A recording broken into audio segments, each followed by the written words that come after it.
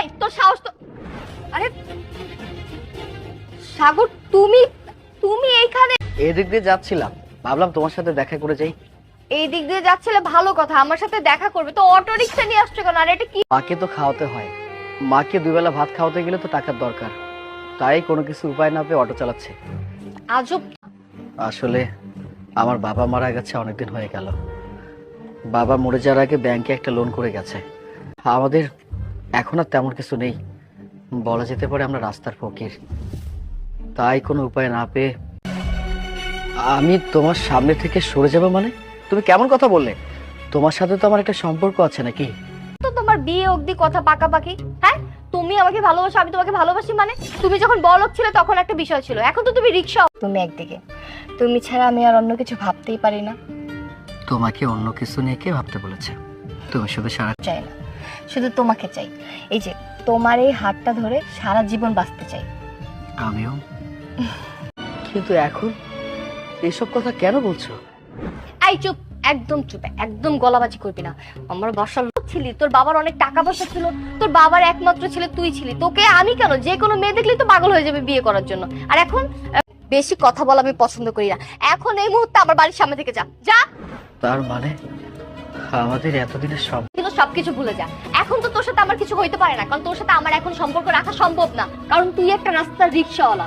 তোর মতো কি ও দাঁড়িয়ে আছিস কেন? বের হ।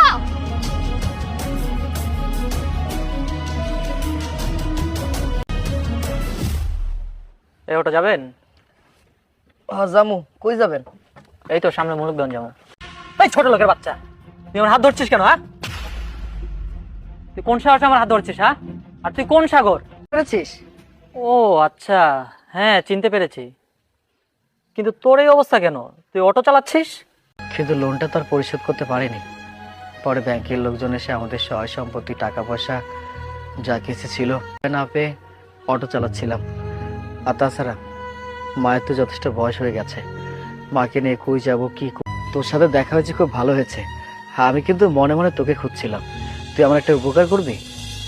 হ্যাঁ বুঝতে পেরেছি। এটা দেয় অনেক বড় স্বপ্ন, কিন্তু এখন যে আমার অবস্থা, এই অবস্থা আমি নিজে ঠিক মতো খেতে পারি না, চলতে পারি না। তাহলে আমি পরীক্ষাটা দিতে পারবো, আমার স্বপ্নটা পূরণ হবে। আমার বিশ্বাস তুই আমার কথাটা রাখবি। শোন, তোকে একটা কথা বলছিলি তুই, কিন্তু বর্তমান সময় হচ্ছে তুই একটা রিক্সা চালক। তোর দ্বারা কি লেখাপড়া হবে বল? এইসব চিন্তা মাথাতে পারবি নাকি কোটিপতি হতে পারবি তুই? ভবিষ্যতে কিছু হতে পারবো কিনা তা তো জানি না, তবে চেষ্টা করলে তার কোনো দোষ নেই নাকি? রিক্সা চালাস, এই রিক্সা চালিয়ে মায়ের মুখে দুই বেলা ভাত তুলে দিবি নাকি তুই নিজে লেখাপড়া করবি? এসব চিন্তা বাদ দিয়ে সুন্দর মতো রিক্সাটা চালাচ্ছিস, রিক্সাটা চালা। বা তুই আমার বন্ধু ছিলি, তাহলে আমার মান সম্মানটা একদম ধুলোর সাথে মিশে যাবে। এই কথাটা একটু মাথায় রাখিস তুই। তাহলে আমি যাই, বন্ধুর পরিচয় নিয়ে তুই আমার সামনে আসিস না। যদি আসিস তাহলে তুই হলি এই অটো ড্রাইভার আর আমি হলাম প্যাসেঞ্জার।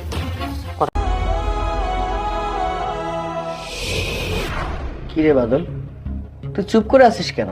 কি আহা, এত আমতা আমতা করার কি আছে? কি বলতে চাস বল। আসলে আমার লেখাপড়ার পাশাপাশি জবের জন্য একটা ইন্টারভিউ দিয়েছি। কত টাকা লাগবে? এই ধর 50,000 টাকা। মাত্র 50,000 টাকা? এইটা নিয়ে এত? বন্ধু, তুই যে আমার কি বড় একটা উপকার করলি। একটা সময় আসবে হয়তো আমার প্রয়োজন হতে পারে, তখন তুই আমাকে উপকার করবি। শেষ। তুই অটো রিকশা চালাচ্ছিস? হ্যাঁ, আমি। এই অটো চালানো ছাড়া তো আর কোনো উপায় নেই। এছাড়া কোনো উপায় নেই? কি অটো রিকশা চালাবি? তুই কি ফান করতেছিস আমার সাথে? সবই আমার কপাল রে, সবই আমার কপাল। কোনো কিছু উপায় না পেয়ে এই অটো রিকশা চালাচ্ছি। তোর সাথে দেখা হয়ে গেছে, খুব ভালো হলো। একজন অটো রিকশাওয়ালার সাথে আমি এতক্ষণ ধরে কথা বলতেছি, এটা যদি কেউ দেখে আমার মান সম্মান থাকবে? হ্যাঁ, আশেপাশে মানুষজন দেখলে তোর তো মান সম্মান থাকবে না। আই এম সরি বন্ধু, আমি বেশি কথা বাড়াবো না। সহযোগিতা করতেই তাহলে আমি সারা জীবন তোর প্রতি চিরকৃতজ্ঞ থাকতাম। আমি কলেজের পরীক্ষাটা দিতে চাই, আর বর্তমানে আমার বললি তুই আমি দেব তোকে টাকা, আর সেই টাকা দিয়ে তুই পড়াশোনা করবি, পরীক্ষা দিবি? তুই তো দিচ্ছি, নেক্সট টাইম কখনো আমার সামনে দাঁড়ায় কথা বলবি না। তুই আমার সামনে থেকে চলে যা, এখনই চলে যা। নেক্সট টাইম কখনো তুই রিকশাওয়ালার মতো থাকবি। যত সব। কি রে বলি, তুই তুই আমাকে এখানে ডাকলি? হবে না রে। পরীক্ষাটা দেয়া হবে না? হ্যাঁ, টাকার অভাবে বাবা খুব টাকার ক্রাইসিসের মধ্যে আছে। তোর পরীক্ষার জন্য যত টাকা প্রয়োজন সেই টাকাটা আমি দিব। তুই মনে কর যে তোর পরীক্ষাটা হয়ে গেছে, এবার খুশি? কিন্তু আমি যে কিভাবে তোর ঋণ শোধ করবো?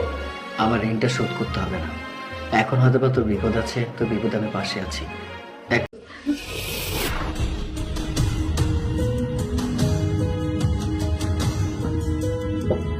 আমি তো ওকে সাফ সাফ সবকিছু বলেই দিয়েছি যে ওর সাথে আমার কোনো সম্পর্ক থাকবে না। আর তাছাড়া সেই দিন যদি আমার আশেপাশে আমার পরিচিত কোনো লোক থাকতো,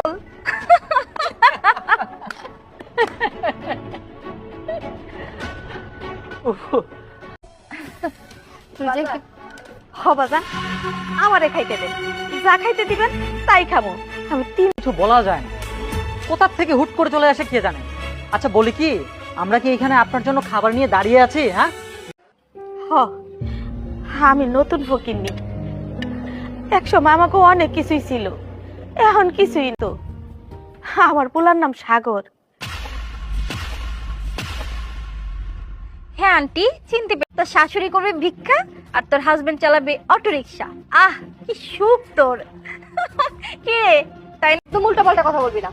আরে এই ফকিনের বাচ্চা, যা এখান থেকে যা, আর ভুল করে কোনোদিন আমাদের চোখের সামনে আসবি না, যা এখান থেকে। সাথে চলে যাবো।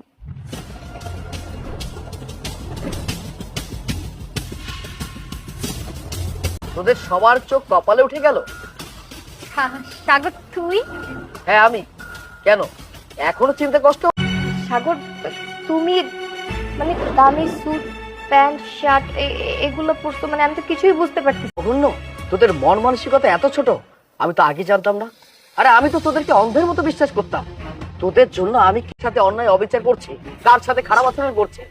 এই তোদের সবাইকে আমি অনুরোধ করেছিলাম, তোরা আমার কোনো কথা শুনিস নি। এই তাহলে তোদের মান সম্মান নিজের সবকিছু চলে যাবে। কারণ একটাই, আমি অটো চালাই। এই তো, এই যে তানিয়া, তোমাকে বলছি, আমার শুধু প্রয়োজন তোমাকে। তুমি যদি আমার সঙ্গে থাকো, পাশে থাকো, পৃথিবীতে আমার কোনো কিছু প্রয়োজন নেই। আর যখন তুমি দেখলে যে আমি অটো চালাই, আসলে আমি তোমাকে অন্ধের মতো ভালোবেসেছিলাম। আমি ভেবেছিলাম যে মানুষটা আমার জীবন সঙ্গী হবে, সে হয়তো বিশ্বাস করেছিলাম সেই মানুষটা আসলে মানুষ না, সে একটা জানোয়ার। আর এই যে স্বপ্ন, তাকে প্রতিটা মুহূর্তে আমি নিজের বোনের মতো দেখতাম। কিন্তু স্বপ্ন যে রাতারাতি এতটা পরিবর্তন হয়ে যাবে, তোর কথা কি বলবো। তোকে তো বন্ধু না, সব সময় নিজের ভাইয়ের মতো ভাবতাম। আর যখন তুই দেখলি যে আমি অটো যেটা চেয়েছিলি, যখন যেটা আবদার করেছিলি, আমি একটা বারের জন্য ভাবিনি। আমার কাছে মনে হচ্ছে তুই বন্ধু না, তুই আমার ভাই। তোর সমস্যা মানে আমার সমস্যা। এইসব কথা যদি আগে জানতাম না, বিশ্বাস কর তোদের পাশে আমি কখনোই দাঁড়াতাম না। আমার মা আমাকে বারবার বলেছে, বাবা, আমার মাকে আমি একটা কথা বলেছি, আমি যেই মানুষগুলোকে বিশ্বাস করি, ভালোবাসি, যাদের সাথে সঙ্গ দেই, সেই মানুষগুলো মানুষ হিসেবে ভালো। আশেপাশে অনেক বন্ধু বান্ধব সার্কেল সবাই থাকে, আর যখন টাকা থাকে না, তখন এই মানুষগুলো একটাও থাকে না। আমি বিশ্বাস করিনি। আজকেও মনে হয় কোনো বন্ধুর বিপদে ঝাঁপিয়ে পড়েছিলি, তাই বাসায় ফিরতে দেরি হয়েছে, তাই না? হ্যাঁ মা। তোকে ভালোবাসে? মা তুমি এইসব কি কথা বলছো? আমার বন্ধু বান্ধব আমাকে অর্থের জন্য ভালোবাসবে কেন? ওরা তো আমাকে তুই ওদের বিপদে যেয়ে ঝাঁপিয়ে পড়িস। আরে একবার তুই বিপদে পড়ে দেখ না, তোর ছেলে। আরে তুই একবার ফকির হয়ে দেখ না, ওরা তোকে ভালোবাসে কিনা। হ্যাঁ মা, তুমি যেহেতু বলো, আপনারা ভালো থাকবেন। আর একটা কথা, আমার বাবা মারা যায়নি। আসলে এসব মিথ্যে ছিল, নাটক ছিল। আর এইসব নাটক যদি না করতাম না, তাহলে তোদের মতো অমানুষকে চিনতেই পারতাম না। তোরা চরম ভাবে ফেল করেছিস। মা চলো।